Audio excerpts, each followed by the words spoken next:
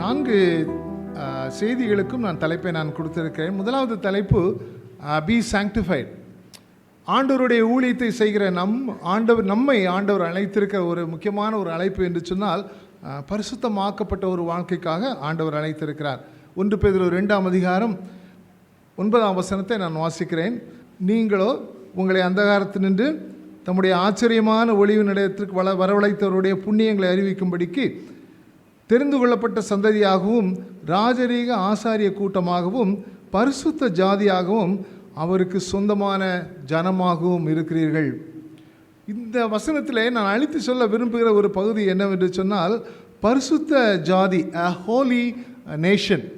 நம்மை ஆண்டவர் அழைத்திருக்கிற ஒரு காரியம் என்னவென்று சொன்னால், we are a holy nation. ஆண்டவருக்காக பரிசுத்தமாக்கப்பட்ட ஒரு ஜாதி என்று சொல்லி, பழைய ஏற்பாட்டிலே வேதத்தினுடைய ஆரம்பத்திலிருந்து நீங்கள் பார்க்கும் பொழுது இந்த பரிசுத்தம் என்ற பகுதி அல்லது பரிசுத்தம் என்ற ஒரு வார்த்தை மீண்டும் மீண்டும் மீண்டும் ஆண்டவர் தன்னுடைய ஜனங்களுக்கு சொன்னதை பார்க்க முடியும். வேதத்திலே ஆண்டவருக்கு பலவிதமான பெயர்கள் சொல்லப்பட்டிருக்கிறது, அல்லது ஆண்டவர் தன்னை குறித்து பலவிதமாக வெளிப்படுத்தி இருக்கிறார். அதில் பிரதானமாக ஆண்டவர் தன்னுடைய பெயரை குறித்து சொல்லும் பொழுது 3 முறை ஒரே வார்த்தையை திருப்பி திருப்பி ஆண்டவர் சொல்லியிருக்கிற ஒரு காரியம் பரிசுத்தர் பரிசுத்தர் பரிசுத்தர் என்று சொல்லி, ஆண்டவருடைய எல்லா விதமான குணங்களிலும் ஆண்டவருடைய எல்லா விதமான தன்மைகளிலும் பிரதானமாக மிக உயர்ந்து நிற்கிற ஒரு காரியம் என்னவென்று சொன்னால் அவருடைய பரிசுத்தம். நமக்கு தெரியும் இல்லையா, ஏசாயா 6ஆம் அதிகாரத்தில் பழைய ஏற்பாட்டிலே அதே காரியத்தை வெளிப்படுத்துதல் 4ஆம் அதிகாரத்திலும் நாம் பார்க்க முடியும். ஆண்டவரை தூதர்கள் ஆண்டவரை பரிசுத்தர் பரிசுத்தர் பரிசுத்தர் என்று சொல்லி அவர் சொல்லியிருக்கிறது, ஆண்டவரை உயர்த்துவதை குறித்து ஆண்டவரை துதிப்பதை குறித்து நாம் பார்க்கிறோம். இந்த பரிசுத்தம் என்றால் என்ன? இந்த பரிசுத்தை நம்மால் புரிந்து கொள்ள முடியுமா, அல்லது இந்த பரிசுத்தை நம்மால் விளக்க முடியும் என்று சொன்னால் முடியாது. ஏனென்று சொன்னால் ஆண்டவருடைய பரிசுத்தம் என்று சொல்லுவது அவருடைய குணம். அவருடைய குணத்தை பாவிகளாக அல்லது பாவம் நம்முடைய வாழ்க்கையிலே இருக்கும் பொழுது நம்மால் புரிந்து கொள்ளவும் முடியாது, அதை உணர்ந்து கொள்ளவும் முடியாது. நன்றாக நாம் புரிந்து கொள்ள வேண்டும். ஆண்டவருடைய பரிசுத்தத்தை ஆண்டவர் விளக்கும் பொழுது ஓரளவுக்கு நான் புரிந்து கொள்ள முடியும், அவ்வளோதான். We have a limitation in understanding the holiness of God. ஆகவே தான் ஆண்டவர் அவருடைய பரிசுத்தத்தை நம்மை தொட்டு நம்மை பரிசுத்தமாக்கி அவருடைய பரிசுத்தத்தை உணர்ந்து கொள்ள செய்கிறார். இதை நாம் நன்றாக புரிந்து கொள்ள வேண்டும். ஏசாயா என்ற தீர்க்கதரிசி புஸ்தகத்தில் நாம் வாசிக்கும் பொழுது ஏசாயா தீர்க்கதரிசி மற்றவர்களை குறித்து அவர்களுக்கு ஐயோ ஐயோ என்று சொல்லி 5ஆம் அதிகாரத்தில் ஏசாயா 5ஆம் அதிகாரத்தில் ஒரு 4-5 தடவை சொல்கிறார். ஆனால் 6ஆம் அதிகாரம் வரும் பொழுது உயர்த்தப்பட்ட ஆண்டவரை அவர் பார்க்கிறார். ஆண்டவரை பார்த்த உடனே அவர் சொல்லுகிறார், ஐயோ நான் அதமானேன், அசுத்த உதடுகள் உள்ள ஜனங்கள் மத்தியிலே நான் வாசம் பண்ணுகிறேன். அருமையானவர்களே, ஆண்டவரை நாம் சரியாக புரிந்து கொள்ள வேண்டும் என்று சொன்னால் அவருடைய பரிசுத்தத்தை புரிந்து கொள்ளும் பொழுதுதான். அப்பொழுது அவருடைய பரிசுத்தத்தை புரிந்து கொள்வது மாத்திரமல்ல, நம்முடைய உண்மையான நிஜமான தன்மையும் நான் புரிந்து கொள்ள முடியும். அநேக நேரத்தில் நம்மை குறித்து பெரிதாக நாம் தெரிந்து கொண்டிருப்போம் இல்லையா? ஆனால் ஆண்டவருடைய பரிசுத்தத்தை குறித்து தெரிந்து கொள்ளும் பொழுது நாம் யார் என்று சரியாக புரிந்து கொள்வது மிக மிக எளிதாக இருக்கும். ஒரு தூதனை அனுப்பி ஏசாவினுடைய நாவை ஆண்டவர் தொட்ட பிறகு தன்னுடைய உண்மையான தன்மையை ஏசாயை உணர்ந்தே பார்க்கிறோம். வேதத்தினுடைய ஆரம்பத்தில் இருந்து மனிதன் பாவத்தில் விழுந்ததினாலே நேரடியாக ஆண்டவரை தொடர்பு கொள்ள முடியாத ஒரு சூழ்நிலை இருந்தது. ஏதேன் தோட்டத்திலே ஆண்டவர் தான் படைத்த ஆதாமோடும் ஏவாளோடும் ஆண்டவர் குளிர்ச்சியான வேளையிலே உலாவிக் கொண்டிருந்த தேவன் பாவம் நுழைந்த பிறகு அவர்களோடு கூட நேரடியாக தொடர்பு கொள்ள முடியாத ஒரு சூழ்நிலை. ஆண்டவர் என்ன செய்கிறார், ஜனங்கள் தன்னை எப்படி தொடர்பு கொள்ள வேண்டும் என்று சொல்லி ஆண்டவர் பல்விதமான வழிமுறைகளை ஆண்டவர் சொல்லிக் கொடுக்கிறார். இதை குறித்து தான் பின்னால் நான் வாசிக்கும் போது யாத்ராகம புஸ்தகத்திலே லேவியாராம புஸ்தகத்திலே ஆண்டவர் சொல்லுகிற பலவிதமான காரியங்களை நாம் பார்க்கிறோம். அநேக நேரத்தில் பழைய ஏற்பாட்டை நாம் படிக்க வேண்டியதற்கு ஒரு முக்கியமான ஒரு காரணம் என்று சொன்னால் ஆண்டவரை அவருடைய முழு தன்மையோடு நன்றாக புரிந்து கொள்வதற்கு பழைய ஏற்பாடு அதிகமாக நமக்கு உதவி செய்யும் என்பதிலே எந்த விதமான ஒரு சந்தேகமே கிடையாது. இந்த ஆண்டவரை குறித்து பரிசுத்தம் என்று சொல்வது ஆண்டவரோடு தொடர்பு கொள்ளப்பட்டு வேதத்தில் சுமார் 600 தடவைக்கு மேல் சொல்லப்பட்டிருக்கிறது. The word holiness is associated with God முதல் 600 டைம்ஸ் இந்த ஹோல் பைபிள் 400 முறை பழைய ஏற்பாட்டிலும் 200 முறை புதிய ஏற்பாட்டிலும். அப்படி என்று சொன்னால் இந்த ஆண்டவருடைய பரிசுத்த தன்மை என்று சொல்வது எவ்வளவு ஒரு பிரதானமான ஆண்டவருடைய ஒரு குணாதிசயம் என்பதை பார்க்க முடியும். ஆண்டவர் எப்படி ஜனங்களோடு தொடர்பு கொள்ள முடியும் என்று சொல்லி சில காரியங்களை சொல்லுகிறார். இது ஏன் நான் பழைய ஏற்பாட்டிலே கொஞ்சம் உள்ளே நாம் போக வேண்டியிருக்குன்னு சொன்னால், ஆண்டவர் எப்படி அவருடைய ஜனங்களோடு தொடர்பு கொள்வதற்கு ஆண்டவர் திட்டங்களை கொடுத்திருக்கிறார். இது நம்ம நல்லா தெரிந்து கொள்ள வேண்டும். we are living in a period of grace. அதில் எந்த விதமான சந்தேகம் இல்லை. ஆனால் இந்த சூழ்நிலையிலே நாம் எப்படிப்பட்ட ஒரு ஆண்டவரை நாம் பின்பற்றுகிறோம், அல்லது நாம் ஆண்டவர் எப்படிப்பட்டவர் என்ற ஒரு பயத்தோடு நடுக்கத்தோடு நாம் பின்பற்றும் பொழுது ஆண்டவர் நம்மோடு கூட நம் மூலமாக செயல்படுவது மிக எளிதாக இருக்கும். யாத்திராகமம் 25வது அதிகாரம் 8வது வசனம் யாராவது வாசிக்கலாமா? எக்ஸோடஸ் 25:8. ஆண்டவர் என்ன சொல்றார் பாருங்க. அவர் மத்தியிலே நான் வாசம் செய்வதற்கு, ஆண்டவர் சாதாரணமாக வந்து வாசம் செய்ய முடியாது. he is preparing a place for him to dwell. வந்து தங்கி இருப்பதற்காக ஆண்டவர் ஒரு பரிசுத்த ஸ்தலத்தை எனக்காக ஆயத்தம் பண்ண என்று சொல்கிறார். அதற்கு பிறகு இன்னும் சற்று விரிவாக பார்க்கலாம். அதே யாத்திராகம புஸ்தகம் 29வது அதிகாரத்தை நீங்கள் பார்த்து என்று சொன்னால் 42 45 வரை, உன்னோடு பேசும்படி நான் உங்களை சந்திக்கும் இடமாயிருக்கிற ஆசரிப்பு கூடாரத்துடைய வாசலாகிய கர்த்தருடைய சன்னதியிலே உங்கள் தலைமுறைதோறும் செலுத்தப்பட வேண்டிய நித்திய சர்வாங்க தகன பலி இதுவே. அங்கே இஸ்ரவேல் புத்திரரை சந்திப்பேன். அந்த ஸ்தலம் என்னுடைய மகிமையினால் பரிசுத்தமாக்கப்படும். ஆசரிப்பு கூடாரத்தையும் பலிபீடத்தையும் நான் பரிசுத்தமாக்குவேன். எனக்கு ஆசாரிய ஊழியம் செய்யும்படிக்கு ஆரோனையும் அவன் குமாரனையும் பரிசுத்தப்படுத்தி, ஆண்டவர் செய்கிற வாசமாயிருக்கிற இடம் பரிசுத்தம், அவருக்கு ஊழியம் செய்கிற ஜனங்களையும் ஆண்டவர் பரிசுத்தப்படுத்துகிறார். அருமையானவர்களே, நாம் தெரிந்து கொள்ள வேண்டிய ஒரு முக்கியமான ஒரு காரியம் என்று சொன்னால், நம்முடைய ஆண்டவர் பரிசுத்தர். அவர் மாத்திரம் பரிசுத்தர் அல்ல, நம்மையும் பரிசுத்தமாக்கி அவரை தொழுதுவதற்காக ஆண்டவர் அழைத்திருக்கிறார். வேதத்தில் நான் பரிசுத்தர் ஆகையால் நீங்களும் பரிசுத்தராயிருங்கள் என்று சொல்லி 5 இடத்திலே சொல்லியிருக்கிறது. பழைய ஏற்பாடிலே 4 இடம். நேரமில்லை எல்லா வசனங்களையும் பார்ப்பதற்கு. ஒரு வசனத்தை மாத்திரம் நான் சொல்ல விரும்புகிறேன். பழைய ஏற்பாட்டிலே ஒரு வசனம், புதிய ஏற்பாட்டிலே ஒரு வசனம். லேவியராகமம் 11ஆம் அதிகாரம் 45, லெவிட்டிகஸ் chapter 11 and verse 45. பாருங்க, ஆண்டவர் பரிசுத்தர். ஆண்டவர் பரிசுத்தராக இருப்பதனாலே அவர் நம்மையும் பரிசுத்தராக இருக்க அழைத்திருக்கிறார். பரிசுத்தமான ஒரு வாழ்க்கை வாழ அழைத்திருக்கிறார். 1 பேதுரு 1ஆம் அதிகாரம் 16ஆம் வசனத்திலே சொல்லியிருக்கிறது, உங்களை அழைத்தவர் பரிசுத்தராயிருக்கிறார். உங்களை அழைத்தவர் பரிசுத்தராயிருக்கிறது போல நீங்களும் உங்கள் நடக்கைகள் எல்லாவற்றிலும் பரிசுத்தராயிருங்கள். அருமையானவர்களே, not only that he is holy, he has called us to be holy. நாம் எப்படி பரிசுத்தமாக இருக்க முடியும்? நாம் நம்மளாகவே பரிசுத்தப்படுத்திக் கொள்ள முடியுமா? லேவியராகமத்திலே 3 அதிகாரத்திலே 7 இடத்திலே ஆண்டவர் சொல்கிறார். நீங்கள் பிறகு வாசித்துக் கொள்ளுங்கள். லேவியராகமம் 21ஆம் அதிகாரம் 22ஆம் அதிகாரம். இந்த வசனத்தை, இந்த அதிகாரத்தை நீங்கள் வாசிக்கும் பொழுது, உங்களை பரிசுத்தம் பண்ணுகிற கர்த்தர் நான். I am the Lord who makes you holy. மற்ற சமயங்களுக்கும் வேதத்தை பின்பற்றுகிற நமக்கும் இருக்கிற வித்தியாசம் என்று சொன்னால், நம்மை அழைத்த ஆண்டவர் நம்மை பரிசுத்தராக இருங்கள் என்று சொல்கிறார். அதற்கு அவர் செய்கிற ஒரு முக்கியமான ஒரு காரணம் என்னவென்று சொன்னால், he makes us holy. he makes us holy. இதை நம்ம நன்றாக ஞாபகித்துக் கொள்ள வேண்டும். நம்மை அவர் பரிசுத்தம் பண்ணுகிற ஒரு ஆண்டவர். ஒரே வசனத்தை வாசிக்கலாமா? லேவியராகமம் 20வது அதிகாரம் 8வது வசனம். நான் உங்களை பரிசுத்தமாக்குகிற கர்த்தர். he is a God who makes us holy. நன்றாக தெரியும். நம்ம ஆண்டவர்கிட்ட போகும்போது அவரை பின்பற்றுவதற்கு தக்கதாக நம்மை பரிசுத்தம் பண்ணுகிற ஒரு ஆண்டவராக இருக்கிறார். ஆண்டவருடைய பார்வையிலே பிரதானமான ஒரு காரியம் என்று சொன்னால், நாம் பரிசுத்தமாக இருக்க வேண்டும். புதிய ஏற்பாட்டில் ஆண்டவர் பூமியில் மனிதனாக அவதரித்து மரிக்கும் பொழுது ஒரு பெரிய ஒரு ஜெபத்தை செய்கிறார். அந்த ஜெபத்தை குறித்து சொல்லும்போது, the longest prayer mentioned in the Bible, யோவான் 17 அதிகாரத்தில் ஆண்டவர் சொல்கிறார் பாருங்க. யோவான் 17:19 உம்முடைய சத்தியத்தினாலே அவர்களை பரிசுத்தமாக்கும், உம்முடைய வசனமே சத்தியம். 19 அவர்களும் சத்தியத்தினாலே பரிசுத்தமாக்கப்பட்டவர்கள் ஆகும்படிக்கு அவர்களுக்காக நான் என்னைத்தானே பரிசுத்தமாக்குகிறேன். ஐ sanctify myself. அருமையானவர்களே, நானும் நீங்களும் பரிசுத்தமாக வாழ்வதற்கு ஆண்டவர் தன்னுடைய ஜீவனை கொடுத்திருக்கிறார். பிரதான ஆசாரியராக ஆண்டவர் தன்னுடைய ஜீவனை கொடுத்ததினாலே ஆண்டவர் நம்மை பரிசுத்தமாக்கி இருக்கிறார். நம்முடைய இந்த வாழ்வில் இந்த பரிசுத்தம் இல்லாமல் நாம் யாரும் தேவனை தரிசிக்க முடியாது. இந்த பரிசுத்த குறைச்சலினாலே இன்றைக்கு அநேக காரியங்கள் சபைகளிலே, தனிப்பட்ட நபர்களிலே, வாழ்க்கையிலே நடந்து கொண்டே இருக்கிறது.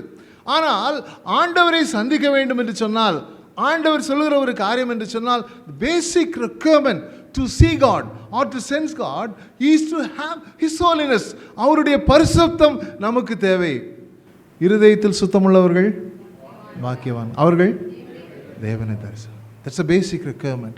நல்லா ஞாபகம் வச்சுக்கங்க. வேதத்தை வாசிக்கும்போது God set some conditions. கிறிஸ்தவ வாழ்க்கையிலே ஆண்டவர் சில அடிப்படையான காரியங்களை சொல்கிறார்.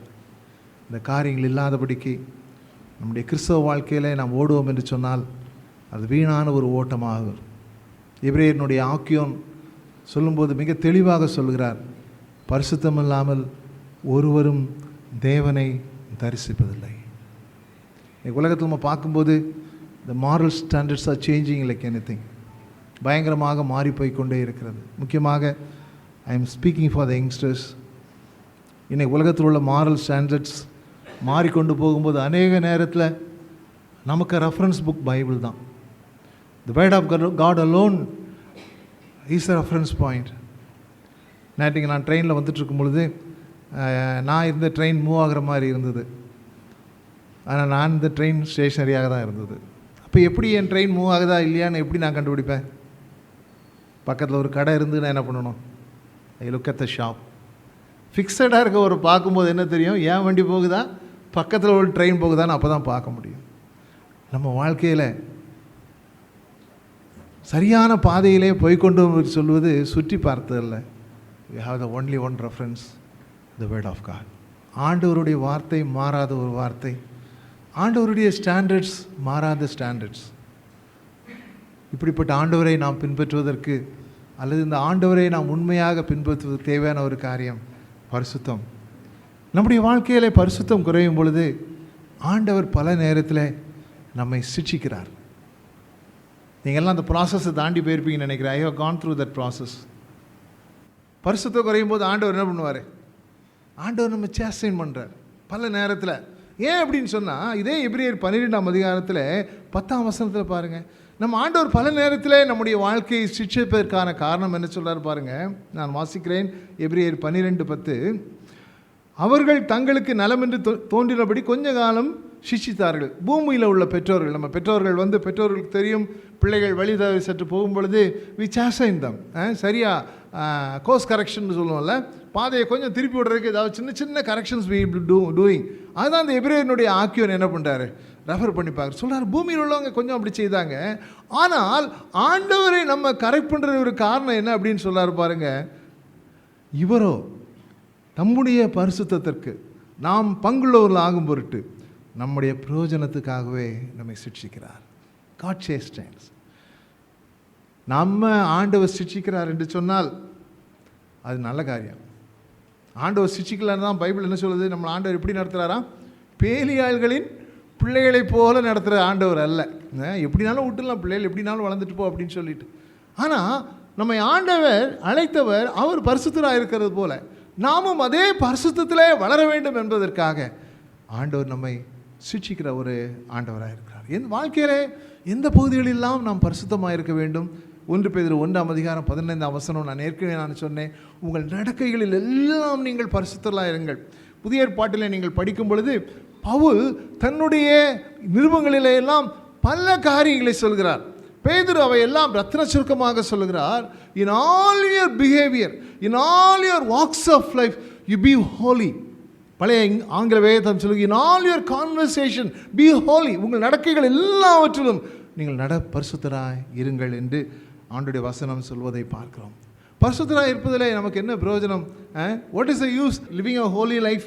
இன்றைக்கி பல கேள்விகள் கேட்கலாம் இல்லையா? நீங்கள் கல்லூரியில் மாணவர்கள் இருக்கும்போது சுற்றி உள்ளவர்கள் எல்லாம் நீங்கள் இப்படி வாழ்கிறீங்கன்னா உங்கள் வாழ்க்கையை கிண்டல் பண்ணுவாங்க. ஏன்டா வாழ தெரியாதவன், பிழைக்க தெரியாதவன், வாழ்க்கை என்ன பண்ண தெரியாதவன், என்ஜாய் பண்ண தெரியாதவங்க. ஆனால் பரிசுத்தமாய் வாழ்வதில் பிரயோஜனம் இருக்கிறது. பிரயோஜனம் ஆண்டவர் சொல்வதில் எந்த காரியத்திலும் நமக்கு பிரயோஜனமற்ற காரியம் ஒன்றுமே கிடையாது. ஆண்டவர் சொல்லுகிற, நமக்காக சொல்லுகிற எந்த காரியமும் நம்முடைய நன்மைக்காகவே சொல்கிறார். ரோமர் 6ஆம் அதிகாரத்துக்கு திருப்பிக் கொள்ளுங்கள். அதிலே பவுல் அழகாக சொல்கிறார், பாவத்திலே வாழ்கிற வாழ்க்கைக்கும் பரிசுத்தமாக வாழ்கிற வாழ்க்கைக்கும் உள்ள ஒரு பெரிய ஒரு வித்தியாசம் அவர் சொல்லுகிறதை சொல்ல முடியும். என்ன சொல்றார் பாருங்க, 6:27, 21, 22. நான் 21 வாசிக்கவில்லை, அது பாவத்திலே வாழும் பொழுது உள்ள வாழ்க்கையை குறித்து பேசுகிறார். ரோமர் 6:22 அதில் சொல்றார் பாருங்க, இப்பொழுது நீங்கள் பாவத்திலிருந்து விடுதலையாக்கப்பட்டு தேவனுக்கு அடிமையாகிறதுனால் பரிசுத்தமாகுதல் உங்களுக்கு கிடைக்கும் பலன். இயேசு கிறிஸ்துவுக்கு நம்முடைய வாழ்க்கையை நாம் ஒப்பு கொடுக்கும் பொழுது நம்முடைய வாழ்க்கையில் நடக்கிற ஒரு காரியம் என்று சொன்னால் பரிசுத்தமாகுதல். நம்முடைய ரட்சிப்பின் அனுபவம் என்று சொல்வது there should be a dramatic turn. பாவத்தில் இருக்கிற வாழ்க்கையிலிருந்து முழுமையாக மாற்றப்பட்ட அல்லது பாவத்தின் மேலே வெறுப்பு வருகிற ஒரு வாழ்க்கை. அநேக யங்ஸ்டர்ஸ் பிரச்சனை, இதை முடியலை அதை முடியலை இதெல்லாம் மேற்கொள்ள முடியலை. It's a big struggle. ஆண்டவர் நம்முடைய வாழ்க்கையில் கிரியை செய்வதற்கு முழுமையாக இடம் கொடுத்துருக்கணும்னு பார்க்கணும். பவுல் சொல்றார் பாருங்க, பரிசுத்தமாக நீங்கள் ஆண்டவருக்கு கீழ்ப்படிதனாலே உங்களுக்கு கிடைக்கிற பலன் என்று சொன்னால் இந்த பரிசுத்தம். இந்த பரிசுத்தத்தினுடைய விளைவை குறித்து ரோமர் 8ஆம் அதிகாரத்தில் சொல்கிறார். ரோமர் 8ஆம் அதிகாரம் 6ஆம் வசனம் யாராவது வாசிக்கலாமா? ஆவியின் சிந்தை என்று நான் சொல்வது பரிசுத்தமான ஒரு வாழ்க்கை, ஆவிக்குரிய வாழ்க்கை என்று சொன்னால் பரிசுத்தமான ஒரு வாழ்க்கை. அந்த பரிசுத்தமான வாழ்க்கையினுடைய விளைவு என்ன என்று சொல்கிறார்? ஜீவனும் சமாதானமும். It's life and peace. நான் வாலிபனாக இருக்கும்போது என்னை சந்தித்த சீனியர் சொல்லிக் கொடுத்த ஒரு காரியம் என்ன தெரியுமா? Holi life is a jolly life. Holi life is a jolly life. அதை என்ஜாய் பண்ணால் தான் தெரியும். அதுக்கு ஆண்டவர் கொடுக்குற பரிசுத்தம். This is not a manufactured holiness. நல்லா தெரிஞ்சுங்க. நம்மளாவே உண்டாக்கிட்டு நான் அதை விட்டுட்டேன் இதை விட்டுட்டேன்னு சொல்கிறதுனால ஒன்றும் கிடையாது.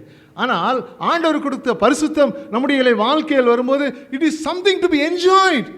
அது நமக்காக மாத்திரமல்ல. ஆண்டவர் சொல்கிறாரு, ஆண்டவர் நம்மை பரிசுத்தமாக்கும் பொழுது நடக்கிற ஒரு காரியம் என்னென்று சொன்னால், என்னுடைய வாழ்க்கையில் உங்களுடைய வாழ்க்கையில் ஆண்டவர் சுத்த மனசாட்சியை தருகிறார். சுத்த மனசாட்சியினுடைய விளைவு என்ன தெரியுமா? அவருக்கு விடுதலையோடு ஊழியம் செய்வதற்கு. எபிரேயர் 9ஆம் அதிகாரத்துக்கு திருப்பிக் கொள்ளுங்கள். 14ஆம் வசனம் யாராவது வாசிக்கலாமா? பாருங்க என்ன அழகா சொல்றாரு பாருங்க.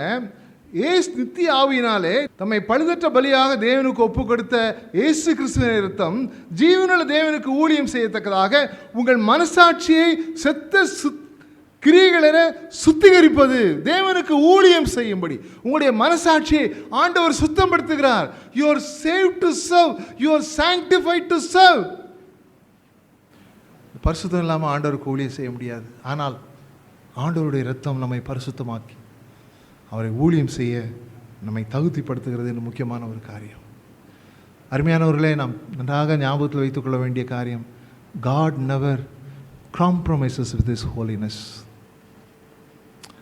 பல நேரத்தில் இப்படி செய்திடலாம் அப்படி செய்திடலாம், பல ஊழியக்காரங்களெல்லாம் வச்சு நம்ம நினச்சிக்கலாம் அவங்க அப்படி இருக்காங்க இப்படி இருக்காங்க ஊழியம் செய்யலாம். ஆனால் God never compromises with His holiness. யோசுவாவுடைய புஸ்தகத்தில் நீங்கள் பார்த்தீங்கன்னா, நமக்கு டைம் கிடையாது, 7ஆம் அதிகாரத்தை நீங்கள் பின்னால் போய் வாசித்து பாருங்கள். அதில் வாசிக்கும் பொழுது இந்த இஸ்ரவேல் ஜனங்கள் எரிகோ பட்டணத்தை எளிதாக, அதுக்கு முந்தின அதிகாரத்தில் 6ஆம் அதிகாரத்தில் எரிகோ பட்டணத்தை ரொம்ப அழகாக பிடிச்சிடுறாங்க. ஆண்டவர் ஒரு திட்டத்தை சொல்கிறார். அந்த திட்டத்தின்படி அவர்கள் எரிகோவை சுற்றி சென்று அதை பிடித்து விடுகிறார்கள். எரிகோ பக்கத்தில் ஒரு சின்ன பட்டணம் இருக்குது, ஆயின்னு ஒரு பட்டணம் இருக்குது. அந்த பட்டணத்தை இவங்க என்ன பண்ணுறாங்க, வேவுக்காரங்களை அனுப்பி அந்த பட்டணத்தை எப்படி பிடிக்கலாம் அப்படின்னு சொல்லி பிளான் பண்ண சொல்கிறாங்க. அதில் பார்க்கும்போது சொல்கிறாங்க, இங்கே ரொம்ப பேர்லாம் போக வேண்டாம், ஒரு 2000 பேர் அல்லது 3000 பேர் போனால் போதும் அப்படின்னு சொல்லிட்டு. இந்த எரிகோ பட்டணத்தில் ஆண்டவர் பிடிக்கும்போது ஆண்டவர் கட்டளை கொடுத்திருந்தார். அந்த பட்டணத்தில் இருந்து நீங்கள் இந்தந்த காரியங்கள் எல்லாம் எடுக்கக்கூடாது என்று ஆண்டவர் சொல்லியிருந்தார். ஆனால் நடந்த ஒரு காரியம் என்ன, இந்த இஸ்ரவேல் ஜனங்களிலே ஒரு மனிதன் ஆண்டவர் எதை எடுக்கக்கூடாது என்று சொல்லியிருந்தாரோ அந்த ஒரு காரியத்தை எடுத்துக்கொண்டு வந்து விடுகிறார். அப்போ ஆண்டவர் என்ன சொல்கிறார், இவங்க இந்த சின்ன பட்டணம் தானே, நம்ம ஈஸியாக நம்ம வின் பண்ணிடலான்னு சொல்லிட்டு ஒரு குரூப் போகிறாங்க, 2000 பேர் போகிறாங்க. ஆனால் அந்த 2000 பேர் அடித்து பிடிச்சி திருப்பி வரதை பார்க்க முடியும். யோசுவாவுக்கு பயங்கர ஒரு ஷாக். ஏன்னா மோசையோடு கூட அந்த பிரயாணத்தில் ஆரம்பத்திலேருந்து கூட வந்தார். எவ்வளோ பெரிய மகத்தான காரியங்களை அவர் பார்த்தவர். இந்த சிறிய பட்டணத்தை பார்க்க முடியாத உடனே பிடிக்க முடியாதனாலே அவர் ஆண்டவருக்கு முன்னால் போய் விழுந்து கிடக்கிறார். He goes and falls before God. ஆண்டவர் சொல்ல, ஏன் விழுந்து கிடக்கிறேன், எனக்கு முன்னாடி ஏன் விழுந்து கிடக்கிறேன் சொல்கிறார் பாருங்க. யோசுவா 7ஆம் அதிகாரத்துக்கு திருப்பி கொள்ளுங்க. ஆண்டவர் சொல்கிறாரு, இந்த ஜனங்க என்ன பண்ணாங்க, எனக்கு விரோதமாக பாவம் செய்தார்கள். அருமையானவர்களை, நாம் தெரிந்து கொள்ள வேண்டிய ஒரு காரியம், நம்முடைய ஊழியத்துக்கெல்லாம் நம்ம போகிறதுக்கு முன்னால், நம்ம ஆண்டவருக்கு முன்னால் பரிசுத்தப்பட்டு போகிறோம் என்று சொல்வது மிக மிக முக்கியமான ஒரு காரியம். யோசுவா 7ஆம் அதிகாரத்தில் 10ஆம் வசனம் பாருங்கள். அப்பொழுது கர்த்தர், யோசுவா 7:10 வாசிக்கிறேன், 10, 12, 13. அப்பொழுது கர்த்தர் யோசுவாவை நோக்கி, எழுந்திரு, நீ இப்படி முகங்குப்புற விழுந்து கிடக்கிறது என்ன? 12, ஆதலால் இஸ்ரவேல் புத்திரர் தங்கள் சத்துருக்களுக்கு முன்பாக நிற்கக்கூடாமல் தங்கள் சத்துருக்களுக்கு முதுவை காட்டினார்கள், அவர்கள் சாபத்தீடானார்கள். என்ன சாபத்தீடானார்கள் என்று சொல்றாரு பாருங்க 11ஆம் வசனத்தில். இஸ்ரவேல் பாவம் செய்தார்கள், நான் அவர்களுக்கு கட்டளையிட்ட என் உடன்படிக்கையை மீறினார்கள், சாபத்தீடானதில் எடுத்துக்கொண்டதும் களவு செய்ததும் வஞ்சித்ததும் தங்கள் பண்டம்பாடிகளுக்குள்ளே வைத்து கொண்டதும் உண்டே. அதற்கு பிறகு நடந்த காரியங்கள் உங்களுக்கு தெரியும் இல்லையா? ஆண்டவர் ஒன்றாக அவருடைய அந்த பாவத்திற்கு காரணமான நபனை கண்டு அவனை அந்த சமூகத்தில் இருந்த இஸ்ரவேல் மத்தியிலிருந்து அப்புறப்படுத்தின பிறகுதான் இவர்கள் தங்களுடைய அடுத்த பாதையை அவர்கள் தொடர முடியும் என்று பார்க்கிறோம். அருமையானவர்களே, God never compromises with His holiness. ஆண்டவருடைய ஊழியத்தை செய்கிறோம். ஊழியத்தினுடைய க்ரீம் ஆஃப் த செட்டப் இதுதான். நான் சொல்லுவேன், நான் யோசிப்பேன், இன்னைக்கு இந்த ஊழியத்தில் தமிழக அளவில் ஒரு பெரிய ஒரு க்ரீம் ஆஃப் த செட் நம்ம தான். ஆண்டவருடைய ஊழியத்தை முன்னால் நின்று செய்கிறோம். செய்யும்போது ஞாபகமாக நம்ம வைத்துக்கொள்ள வேண்டிய காரியம், ஆண்டவர் எதிர்பார்க்கிற பரிசுத்தம் நம்முடைய வாழ்க்கையில் இருக்கிறதா? அது மிக மிக முக்கியமான ஒரு காரியம். வாலிபர்களே, அருமையான தம்பி தங்கச்சி, உங்களுடைய வாழ்க்கையினுடைய ஃபவுண்டேஷன் மிக அழகாக போடணும். பல நேரத்தில் கல்லூரியில் இருக்கிறவங்க கல்லூரி நாட்களில் இருக்கிற நாட்களிலே ஆண்டவருக்காக நல்ல ஊழியம் செய்துட்ருப்பாங்க. கொஞ்ச நாளுக்கு பிறகு அவங்களை காணாமல் போயிடும். இந்த பரிசுத்தத்தை குறித்து சரியான அடிப்படை உங்கள் வாழ்க்கையிலே போடப்பட வேண்டும். பவுல் தீமோத்தேயுக்கு எழுதும்போது ரொம்ப அழகாக சொல்கிறார். 1 தீமோத்தேயு 5ஆம் அதிகாரம் 22, 1 தீமோத்தேயு 5:22. வாலிபனாகி அவருக்கு சொல்ல ஒரு அட்வைஸ் பாருங்கள். 1 தீமோத்தேயு 5:22, ஒருவர் மேலும் சீக்கிரம் கைகளை வையாதே, மற்றவர்கள் செய்யும் பாவங்களுக்கு உடன்படாதே. அப்புறம் என்ன சொல்கிறாரு? உன்னை சுத்தவனாக காத்துக்கொள். Keep yourself holy. Do not be a partaker of others' sin. சின்னவங்க மாத்திரம் இல்லை, பெரியவங்களும் சேர்த்து தான் இது. We need to be always be cautious about our own personal life. நம்ம வாழ்க்கையை குறித்து ரொம்ப நம்ம கவனமாக இருக்கணும். இன்றைக்கி பாவம்லாம் ஒரு காலத்தில் எங்கேயோ கஷ்டப்பட்டு தான் செய்யணும் போல் இருக்கும். ஆனால் இன்றைக்கி எவ்ரிதிங் எங்கே வந்துருச்சு? இட் இஸ் அவைலபிள், உங்கள் கையில் வந்துருச்சு. யாரும் பார்க்கவே தேவையில்லை, யாரும் கண்டுபிடிக்க முடியாது, எக்ஸப்ட் காட் அண்ட் சேட்டன். இப்படிப்பட்ட பயங்கரமான ஒரு உலகத்தில் நாம் வாழ்ந்து கொண்டிருக்கிறோம். இப்படிப்பட்ட ஒரு சூழ்நிலையில் நாம் பரிசுத்தமாக வாழ்வதற்கு நம் ஆண்டவருக்கு முன்பாக எப்பொழுதும் ஒரு வெளிப்படை தன்மையோடு வாழ வேண்டியது முக்கியமான ஒரு காரியம். நம்மளுமாக ஆண்டவர் பெரிய காரியங்களை செய்ய விரும்புகிறார். நல்லா தெரிஞ்சுக்கங்க. We live in a very very needy place. We live in a very very challenging situation. ஒருவேளை இன்னைக்கு தொடர்ந்து நம்ம பார்க்கும்போது இப்படியெல்லாம் ஆண்டவருடைய ஊழியத்தை நான் நல்லா செய்ய முடியும்னு சொல்லிட்டு வேதத்தினுடைய அடிப்படையில் சில காரியங்களை நம்ம பார்க்கலாம். ஆனால் எல்லாவற்றுக்கும் அடிப்படையான ஒரு காரணம் என்ன அப்படின்னு சொன்னால் நம்முடைய வாழ்க்கையில் பரிசுத்தம். யோசுவா 3ஆம் அதிகாரத்துக்கு திருப்பிக் கொள்வோமா? யோசுவா 3ஆம் அதிகாரத்தில் ஆண்டவர் இஸ்ரவேல் ஜனங்களுக்கு சொல்கிற ஒரு காரியம் என்னன்னு பாருங்கள். யோசுவா 3ஆம் அதிகாரம் 5ஆம் வசனம் யாராவது வாசிக்கலாமா? உங்களை பரிசுத்தம் பண்ணிக்கொள்ளுங்கள், நாளைக்கு கர்த்தர் உங்கள் நடுவில் அற்புதங்களை செய்வார். ஊழியத்தில் இடும் பொழுது இந்த பரிசுத்தம் உள்ள ஜனங்கள் தேவை. ஜான் வெஸ்லி சொன்னாராம், எனக்கு பாவத்தை வெறுக்கிற ஒரு 100 ஊழியக்காரர்களை கொடுங்க, நரகத்தின் வாசல்களை நான் அசைத்து காட்டுகிறேன். காலையில் அப்படிப்பட்ட ஒரு கமிட்மெண்ட்டோடு இங்கேருந்து நம்ம போமா? ஆண்டவர் எதிர்பார்க்கிற வாழ்க்கை இதுதான், பரிசுத்தத்திற்கு நாட்டம் கொள்கிற பிள்ளைகள். நம்ம எம்எல் ஜெபசிங் அவர் பாடும் பொழுது ஒரு பாட்டு அழகாக எழுதினா இல்லையா? பரிசுத்தர் கூட்டம் நடுவில் ஜொலித்திடும் சுத்த ஜோதி. அழகான பாடுகள், ரொம்ப அழகாக இருக்கும். அவருடைய பாட்டெல்லாம் பார்த்தீங்கன்னா ரொம்ப அர்த்தம் மிகுந்த பாடலாக இருக்கும். அவருடைய பாட்டை பிடிக்கிற 2 காரணம் உண்டு. வெரி வெரி ப்ராக்டிக்கலி நம்ம நடைமுறை வாழ்க்கைக்கான பாட்டு. இன்னொன்று என்னென்னா, ஒரு பாட்டும் வித்தியாசமான டியூனாக இருக்கும். நான் அப்படி பார்த்ததே இல்லை, வெரி ரேர். ஒரு பாட்டுக்கு ராகம் போடுறது சாதாரணமாக ஒரு காரியம் இல்லை. சில டியூனை பார்த்தாலே தெரியும் இவர் போட்ட டியூனான்னு தெரியும். ஆனால் எம்எல்ஏனுடைய பாட்டினுடைய டியூன்ஸ் பார்த்தீங்கன்னா எல்லா பாட்டும் வேறு வேறு மாதிரி டியூனில் இருக்கும். பயங்கரமாக இருக்கும் அவருடைய மெலடி. சொன்னார், என் ஜீவன் இல்லை எங்கிலும் பரிசுத்தம் இல்லை. ஒருவேளை டெவில் இஸ் வெரி ட்ரிக்கி. நல்லா தெரிஞ்சுங்க, பிசாசுக்கு 6000 வருஷத்துக்கு மேலே உள்ள அனுபவம் உண்டு. யாரை எப்படி எப்போ தள்ளலான்னு தெரியும். He knows about my weakness and he knows about your weakness. எப்படி நம்ம சென்சிட்டிவாக இருக்க முடியும்? பாவத்துக்கு நீங்கள் உங்கள் வாழ்க்கையில் சென்சிட்டிவாக இருக்க வேண்டியது ரொம்ப முக்கியமான ஒரு காரியம். அப்போ தான் நமக்கு அதை விட்டு விலகி ஓட முடியும். பாவம்னு சொல்லும்போது உங்களுக்கு இன்ட்ரடக்ஷன் கொடுத்துட்டு பாவம் இதுதான் பாவம், வாங்க நீங்கள் கேர்ஃபுல்லாக இருந்துங்கன்னு சொல்லி பாவம் உங்களுக்கு வராது. நீங்கள் எப்பொழுது நீங்கள் பலவீனமாக இருக்கிறீர்களோ அந்த பகுதிகளிலே தான் உங்களை வீழ்த்த பிசாசானவன் முயற்சி செய்வான். இப்போ you need to be sensitive to sin. கவனமாக இருக்கணும். யோசேப்பினுடைய வாழ்க்கையில் பாவம் வந்த பொழுது அவருடைய வாழ்க்கையிலே அவன் சொன்ன ஒரு காரியம், இவ்வளவு பெரிய பொல்லாப்புக்கு என்று சொல்லி, when sin came he was immediately able to identify. பாவத்தை குறித்து நம்ம சென்சிட்டிவாக இருக்கும் போது தான் அலர்ட் ஆக முடியும். இந்த தவளையை குறித்து சொல்லுவாங்க. இந்த எக்ஸாம்பிள் உங்களுக்கு கேள்விப்பட்டிருப்பீங்க நான் நினைக்கிறேன். இந்த ஒரு தவளை நல்லா தண்ணியில் நீச்சல் அடிக்கிற தவளைகள் இல்லையா, அதை டக்குன்னு சுடுதண்ணீர் தூக்கி போட்டிங்கன்னா ஜம்ப் ஆயிரும். சுடுதண்ணீரில் தூக்கி போட்டிங்கன்னா என்ன பண்ணிடும், டப்புன்னு இட் வில் ஜம்ப். ஒரு நல்ல கொதிக்கிற தண்ணி 100 டிகிரி செல்சியஸில் கொதிக்கிற தண்ணியில் போட்டிங்கன்னா டக்குன்னு இட் வில் ஜம்ப் அவுட்.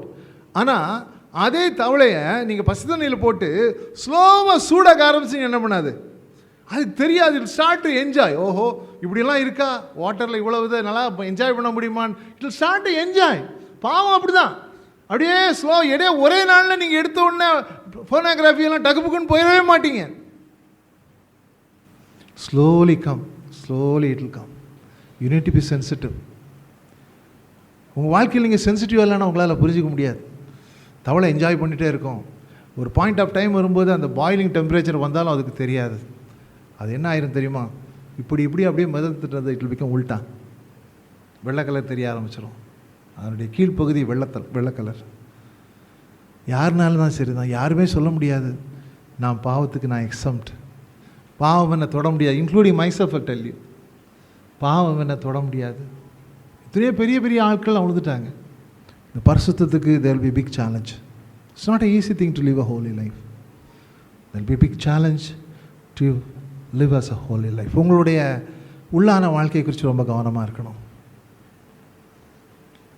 எங்கள் வீட்டில் நல்ல செம்மண் உள்ள நிலத்தில் அல்லது செம்மண் போட்டு நிரப்பு நிலத்தில் வீடு நாங்கள் கட்டினோம். அதில் பார்த்திங்கன்னா பாத்ரூம்லேயும் அந்த மர உடன் ஃப்ரேம், மரப்பலகை, இப்போல்லாம் பிளாஸ்டிக்கில் போட்டுடுறாங்க, மரப்பலகை வச்ச ஒரு கதவு. லேசாக அப்பப்போ செம்மண் விழும். நாங்களும் தண்ணி விட்டு கழுவி விட்டுட்டு பாத்ரூம் நீட்டாக வச்சுட்ருப்போம். ஒரு ஃபைன் மார்னிங் ஏதோ ஒரு சான்ஸ் வரும்போது அந்த வெளியே ஒன்றுமே தெரியல, நல்லா 6 வருஷத்துக்கு 7 வருஷத்துக்கு ஒரு பெயிண்ட் அடிக்கிறதுனால அந்த அவுட்வர்ட் ஸ்ட்ரக்சர் அப்படியே இருந்தது. ஆனால் ஒரு நாள் அதில் டக்குன்னு ஏதோ ஒன்றுக்கு ஒரு கம்பி ஏதோ படும் பொழுது சடாக்கு உள்ளே போயிட்டு, உள்ளே என்ன கிடையாது, மரம் இல்லை, கொஞ்சம் கொஞ்சமாக மண் வந்தப்போ எனக்கு தெரியல ஏதோ உள்ளே நடக்கிறதுன்னு ஐ டிட்ன்ட் கெஸ், ஏதோ மண் உள்ளே வருது அப்படின்னு நினச்சிட்டு விட்டுட்டேன். ஆனால் என்ன ஆயிருந்து தெரியுமா, இந்த கரையான் உள்ளே போய் அந்த ஈரத்தில் உள்ளே இருந்த மரத்தையெல்லாம் மறித்து உள்ளே இருந்து கீழே மண்ணை கொண்டு வந்து உள்ளே வச்சிருச்சு. ஒரு ஃபைன் மார்னிங் அந்த கதவை ரிமூவ் பண்ண வேண்டியதாகிடுச்சு. அருமையானவர்களே, நம்ம உள்ளான அரிப்பு இப்படி தான் நடந்துகிட்டே இருக்கும், வெளியே தெரியாது. நம்ம we may be involving in activities. ஊழியத்தில் நல்லா ஓடிட்டே இருக்கும், எக்ஸ்டர்னலாக பல விதமாக ஓடிட்டே இருக்கும், ஒரே நாளில் நடக்காது. இந்த பரிசுத்தமின்மை அல்லது முழுமையாக அசுத்தத்துக்குள் போவது ஒரே நாளில் நடக்காது. It will happen slowly. If you are not sensitive to God, if you are not regularly examine yourself in the light of God, one fine morning, நான் சொன்ன மாதிரி இந்த மரக்கதவு கீழ்ப்பகுதி அப்படியே போயிட்டது போல் நம்ம வாழ்க்கையும் போயிடமா இருக்கும். நம்முடைய வாழ்க்கையில் செல்ஃப் எக்ஸாமினேஷன் சொல்கிறது முக்கியமான ஒரு காரியம். பல நேரத்தில் முன்னால் ஒர்ஷிப் நடத்தும்போது கொஞ்ச நேரம் உட்காந்து நம்ம ஆராய்ந்து பார்ப்போம் எல்லாம் சொல்லிட்டு நம்ம போவோம். ஆனால் தனிப்பட்ட முறையில் தி self examination is very very important. உங்கள் தாட் லைஃப் எப்படி இருக்குது, இந்த தாட் லைஃப்பை குறித்து நீங்கள் கவனமாக இருந்தீங்கன்னா உங்கள் வாழ்க்கையை நீங்கள் சரியான ஒரு ஃபவுண்டேஷனில் கட்டுறது எளிதாக இருக்கும். சங்கீதம் 139, I was so glad that they took that song this day. 119ஆம் சங்கீதம் நமக்கு எல்லாம் தெரிஞ்ச வசனம் தான் இல்லையா, கடைசி 2 வசனம் அடிக்கடி, அதனால் வாசிக்க தேவையில்லை. நம்ம செய்ய வேண்டிய ஒரு காரியம், நம்ம ஆண்டவருடைய வெளிச்சத்தில் உட்கார்ந்து நம்ம ஆராய்ந்து பார்க்க வேண்டிய முக்கியமான ஒரு காரணம். வேறு யாரும் பார்க்குற டைம் கிடையாது. It is not in a corporate worship time or it's not in a during a group worship time. எல்லாம் அழகாக ஓடிடும். தனியாக ஜோம் பண்ணுறது ரொம்ப கஷ்டமான ஒரு காரியம் இல்லை. குரூப்லலாம் ஒர்ஷிப் பண்ணுறது குரூப்பில் ப்ரேயர் பண்ணுறது, இதெல்லாம் ரொம்ப ஒரு குரூப்பில் பாவரிக்கை பண்ணுறது, இதெல்லாம் ரொம்ப எளிதான ஒரு காரியமாக இருக்கும். ஆனால் நீங்கள் தனியாக உட்காந்து ஆண்டவருக்கு முன்னால் டெய்லி இந்த ப்ராக்டிஸ் நீங்கள் பண்ணீங்க அப்படின்னு சொன்னால் உங்கள் பிசாசு ஏமாத்துறது ரொம்ப ஒரு கஷ்டமான ஒரு காரியம். அருமையானவர்களை, காலையில் நான் சொல்ல ஒரு காரியம் என்னென்னா, God wants us to use us. Pavul சொல்கிறார்ல, பரிசுத்தமாக இருக்கணும்னு சொல்லிட்டு டைம் இல்லை. 2 தீமோத்தேயு 2:22 ஈஸியாக நீங்கள் ஞாபகம் வச்சுக்கலாம். ஒருவன் பாலி இச்சைகளுக்கு நீங்கள் விலகி ஓடின்னு சொல்லிட்டு ஒரு பெரிய காரியத்தை சொல்லார். இப்படிலாம் இருந்தால் எஜமானுக்கு உபயோகமான ஒரு பாத்திரமாக, அவன் பரிசுத்தமாக்கப்பட்டதும் எஜமானுக்கு உபயோகமான ஒரு பாத்திரமாக இருப்பான் என்று பவுல் சொல்கிறார். இப்படி நம்ம இருக்கிறதுக்கு ஒரு அடிப்படையான ஒரு காரணம் என்று சொன்னால், ரெகுலராக நம்ம உட்காந்து ஆண்டோடைய சமூகத்தில் உட்காந்து ஆண்டவருடைய வெளிச்சத்தில் நம்ம ஆராய்ந்து பார்க்கணும். ஆண்டவருடைய ரத்தத்தினால் சுத்தி எடுக்கப்படுது எப்படின்னு சொன்னால், it is a daily experience. ஏதோ வாரத்துக்கு ஒரு நாளோ அப்படி அல்ல. தினமும் ஆண்டவரோடு நாம் ஐக்கியப்பட்டிருக்கும் பொழுது, நம்மை சுய பரிசோதனை செய்து நாம் வாழும் பொழுது, ஆண்டவரோடு வெளிச்சத்திலே நாம் நடக்கும் பொழுது, அவருடைய இரத்தம் நம்மை பரிசுத்தமாக்கும். நான் காலேஜ் படிக்கும்போது சில ஸ்லோகம் இதெல்லாம் மறக்கவே முடியாது. ஒரு ஊழியக்காரனுக்கு நான் கற்றுக்கொண்ட ஒரு வசனம் என்ன தெரியும், ஒரு காரியம் என்ன தெரியுமா? The more you go closer to God, the more unworthy you will feel. நீங்கள் ஆண்டவர்கிட்ட எவ்வளோ க்ளோஸாக போக ஆரம்பிக்கிறீங்களோ அவ்வளோக்கு அவ்வளோ you will know about your unworthiness. பல நேரத்தில் நம்ம குறித்து ரொம்ப நம்ம நினச்சிட்டு இருப்போம். ஆனால் ஆண்டவருக்கு முன்பாக நீங்கள் ஒரு திறந்த புஸ்தகமாக உங்களுடைய வாழ்க்கை இருக்கும் பொழுது பெருமைப்பட்டதுக்கு ஒன்றுமே இருக்காது. That is the right foundation that you and I should have in our life. நம்ம ரெஃபரன்ஸ் எப்பயுமே ஆண்டவராக தான் இருக்கணும்.